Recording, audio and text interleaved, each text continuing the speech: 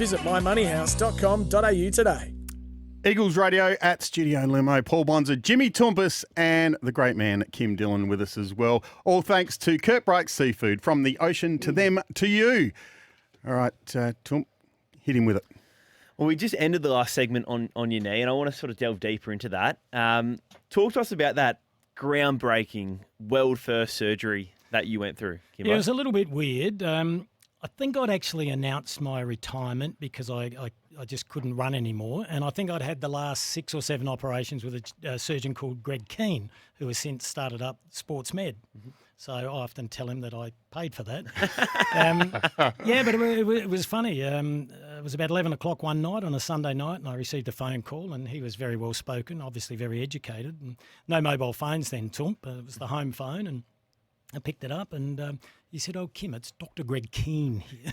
And anyway, he just said, "How would you feel about some experimental surgery?" And I said, "What do you mean?" And he explained, because my problem was bone on bone, and a cartilage acts as a cushioning agent.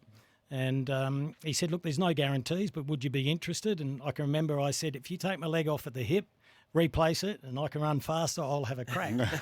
So it wasn't that simple, though. It involved a transplant, so we needed someone to pass away and have permission from their family to grab the cartilage from them. And we had to get permission from the Australian government because you can't do experimental surgery. So it was quite a process. Greg Keane, the doctor, he went away to Canada and did experimental surgery on a ox knee and a dog's knee. Then we had to get I don't know if it's Flinders or Adelaide, I think it was Adelaide University, to actually make the right instruments, because they were different instruments to do the surgery. So then I walked around with a pager. I think it was about 5-6 months. We had 2 false alarms, and work had given me permission because I'd have to go in straight away. And then the pager went off one day. I rang the surgery, and they said, "Look, someone's passed away, and we think they're the right size, similar body shape to you," and blah, blah, blah. So we went in, and it was about a 5 or 6 hour operation, and then had to have the leg in a brace and not put it on the ground for about 6 months, and never played again. It's amazing, isn't it, that you think these days that the ACL injuries, and they want to get the knee moving as quickly as possible, yeah, exactly. And it's a completely different area, isn't Totally different. So, yeah, that was it. But, look, we had a crack. So that gave you the opportunity to enter into the media. And how did that all come about for you? I think that was after I announced I played my last game against Woodville. And Tump, you're having injuries at the moment, and I'm not forecasting that you're going to retire next week. I hope not. No, I definitely have not. But you hear people saying when you know the right time. And I knew we played Woodville at Football Park, and I played as a permanent forward pocket because I wasn't training. I used to swim on a Monday and Tuesday a lot of times, train on the Thursday, play on the Saturday, get the knee drained on the Sunday to get all the fluid out of it. It's just silly, the things we did. And a lot of people were doing this. I was far from the only one. And I just knew. I thought, no, a really bad game. I thought, this is embarrassing. You're letting the team down. So I said to Glenn Elliott at the time, that's it. And I got a phone call from a gentleman called Wayne Christian, who was running sport at Channel 7 at the time. And he said, would you like to call a game? So I called a game, and ironically it was between the Eagles and Sturt at Unley Oval. The very next week, they sat me with a backpack. I didn't realise, Bonds, as you would know, I had to go up the top. There's actually an area designated for commentators. They said, just go up the stand. So I sat in the stand with everyone, annoyed the hell out of everyone, calling the game by myself. So you did the game by yourself? Yep. And they cut up just a few highlights. And they used it as a third game because there used to be 2 matches of the day.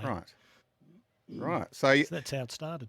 And then you ended up at the ABC for quite a few years? I had 2 years at the ABC, I think. I did 2 years at Channel 7, which was good, and they gave me a little bit more work, still had the day job. Went to the ABC, and then they asked if I'd fill in for Mark Aston to do some news reading. Well, actually, the big moment was ABC had the footy rights, and so too did Channel 7, and they were on at the same time. And the ABC would never outrate a commercial station. Now, I did it with Mark Aston, and it was a dream for me because Mark didn't know a great deal about football. So I'd give him the questions to ask me. So I looked a genius. I knew all the answers. But we actually outrated Channel 7, which I didn't understand all the ratings back then. And, it was amazing. We had 2 years there, and then I got a phone call from Channel 9 out of the blue, and then I was there for 27 years. But it wasn't a planned career move, and I wasn't busting my chops to get into it either. I actually tried to quit at one stage. And you touched on that. I mean, did you have a mentor throughout that commentating, particularly the early stages of your commentating career, or particularly at Channel 9? Did you have someone mentoring you throughout that process?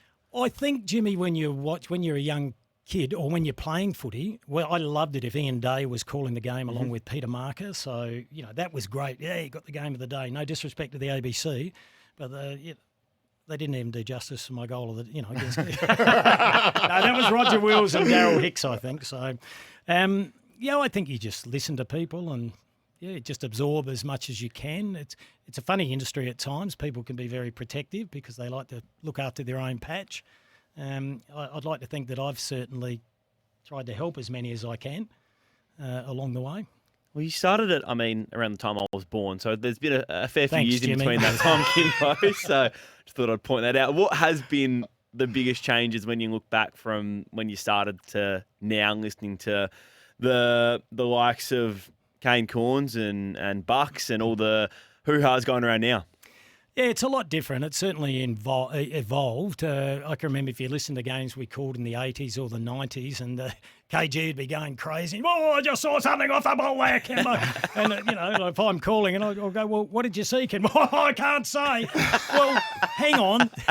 I found coming just out of the game, and there is a game where I actually say that, and I'm thinking, and he probably thought I was a young upstart, and I'm going, well, you saw it. Explain what happened. But there was that mentality. You didn't throw people under the bus and things like that. But it's a different world now, and there's so much coverage of the game, and everyone's trying to make a career out of it. And there's plenty of room for plenty of people to make a living out of it. But, I think there's different ways you go about it. I think you can still have an opinion without being rude or nasty about something. I think respect still goes a long way. 27 years at Channel 9. Outstanding career there. Some of the highlights and maybe your thoughts on when it ended. You're looking for a headline, Bob. No, not at all. Not at all, mate. Just look, very fortunate. I said it was round, and I'd been at 9 for a couple of years, and I genuinely nearly gave it away. They offered me a lovely contract, and I just said, I don't know if I want to really do it. I missed being with all the boys at the footy club. Yep. And I want to get back down there with the late, great Bobby Enright, with Blazer and Scruffy and all the boys. And the West Orange Footy Club was a great social club, probably why they didn't have a lot of success back then. But, and then they upped the offer and it just sort of evolved. But I was very fortunate. It was a different era then.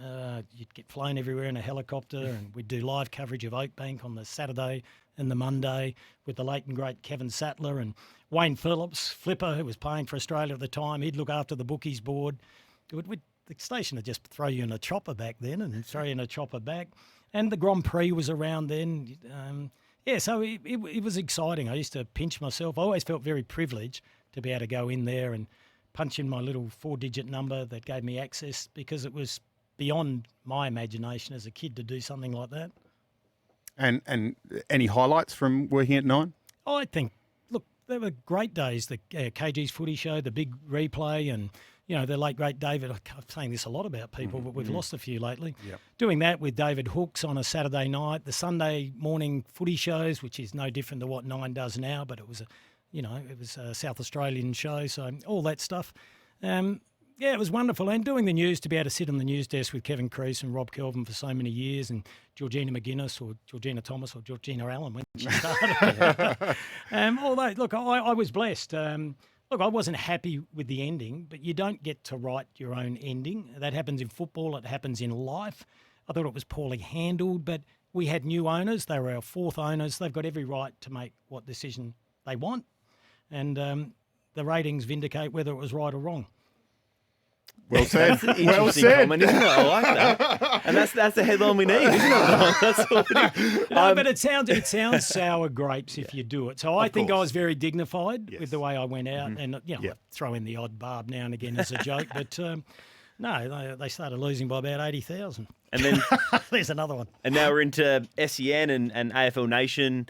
Kimbo, how do you like that? And tell us more about Rooch? I mean, we hear him all the time. We see him all the time. Probably a bit too much for my liking, but that's okay. Well, I tell you what, imagine how I felt when he was chief footy right at the Advertiser. Like, we genuinely did not really get on. I couldn't work him out. And I thought it was wrong. And I remember speaking up publicly when I was working at Triple M that I said, I picked up the paper today and 9 out of the 14, whatever the figure was, footy stories are written by the one person.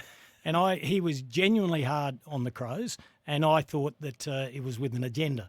And I've had that out with him on a number of occasions. And I think if you get him in the right mood, he half concedes that. But I also acknowledge that it's hard when you're writing in a one-paper town and searching for that headline because it's a business. You have to sell the papers. But, I never thought that we'd end up working together. But that was, I remember ringing up Craig Hutchison after he approached me, our fearless leader, and I rang him up one Saturday afternoon and said we were thinking of getting someone just out of the game. And I just said to him, look, I've just finished my shift at AA and we had a bloody good 3 hours. The answer might be in front of us. Why not the Rooch? And Craig said, Kimbo and the Rooch. I like it. And, so we've been doing it for 4 years now. 4 years, a great job. Kimbo, look, we've got to take another break, and I just want to thank you for coming on tonight, and it's been a great chat. We could keep going for another half hour at least. So maybe... Well, not really. Maybe I only played 63 games. So. Yeah, but no. 68 goals, that's all. Good 63 games. Been an absolute pleasure, mate, and thanks. We really do appreciate it, and we hope the Eagles fans got a bit of an insight to Kym Dillon. Thank you, Bonds, and Tump, and my pleasure to be here. And don't be so nice to me. It makes me feel awkward. 3/4 time on the show, and then after the break, it's the Good Life Injury Report and what's coming up at the club in the next few weeks. This is Eagles Radio.